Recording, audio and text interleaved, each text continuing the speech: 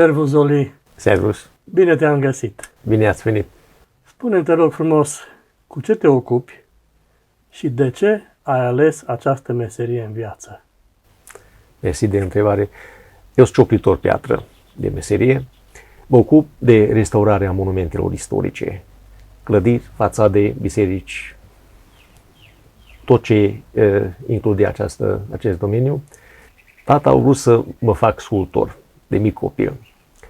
Am lucrat, am terminat școala populară de artă, dar după aceea școala de cioplitorie. Lucram ca și pietrar, ulterior ca pietrar restaurator și după aceea restaurator atestat. Avem foarte multe monumente. În Alba sunt chiar foarte multe.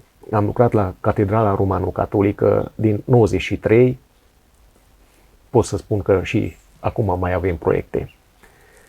Noi am lucrat în toată țara, dar mai mult în toată Transilvania. Aici avem mai mult de lucru, de la Baia Mare până la Oradea, în zona Brașovului și nu de mult, anul trecut am lucrat la Rupia, la evanghelici. După aceea am lucrat la ortodoxi, la Sfânta Treime aici în Cluj, sau la Biserica Sfântul Mihai. Munca noastră cuprinde tot ce este în Ardeal.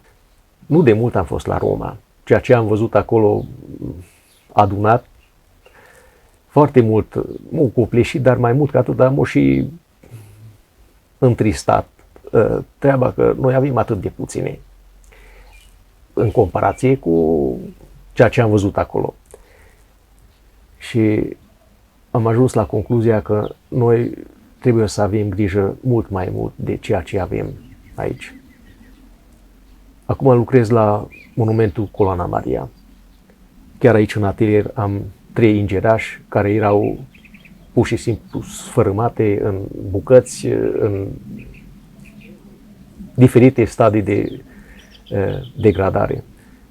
Monumentul respectiv ar ține locuri oriunde în lumea asta mare, inclusiv la Roma. Este o capodoperă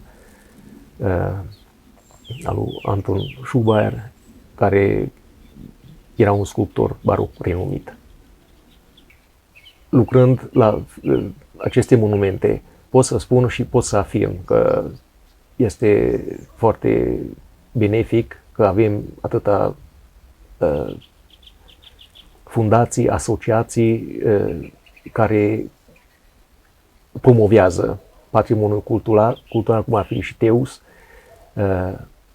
fundații non-guvernamentale care, până la urmă, ajută munca noastră, promovează ceea ce sunt valorile noastre transilvanești și cu asta ajută ca să primească o lumină de reflector tot ceea ce avem în paragină sau care ar trebui pus în valoare, despre care trebuie să vorbim, care trebuie să arătăm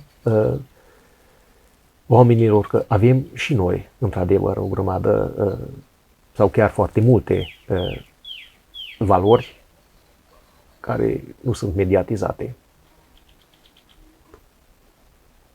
Firma mea se numește Paradisul Plantavit, adică a lucra în Edenul, în grădina Domnului. Toate lucrările astea se leagă. Se leagă de a conlucra cu Domnul în raiul ăsta care avem noi, zis Transilvania, cu fiecare piatră pusă la loc, contribui la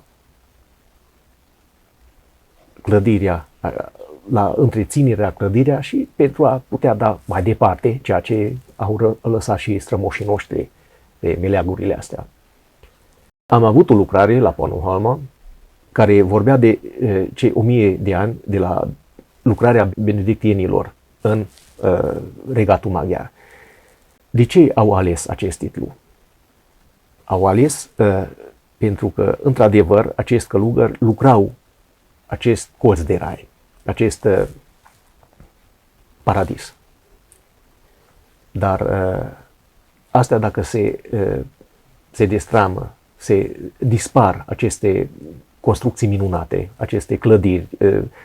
Parțial le avem în muzee, lucrăm și pentru muzee, dar a conlucra, a putea arăta ceea ce într-adevăr este atât de înălțător. Pentru cei care încă nu au descoperit aceste valori. Am văzut la muzeu, lucrând acolo, avem de la Palatul Banfi, de la Bonțida, statuile, până la sculpturi bisericești, provenite din toată Transilvania, pot să spun. Nu pot schema pe cei de la stradă. Nu poți aduna în muzeu ca să se minuneze de aceste capodopere. No, aici ar fi țelul ca să le deschizi ochii, mai mult dorința, ca să vadă, ca să se bucure de aceste minunății. Exact asta încercăm noi prin Teus să facem, să aducem tuturor la cunoștință bijuteriile pe care le avem și să le viziteze și să le aprecieze.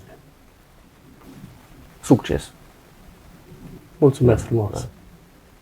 Mulțumesc foarte mult că ne-ați vizitat și pentru interviu. Cu drag! O zi faină să aveți!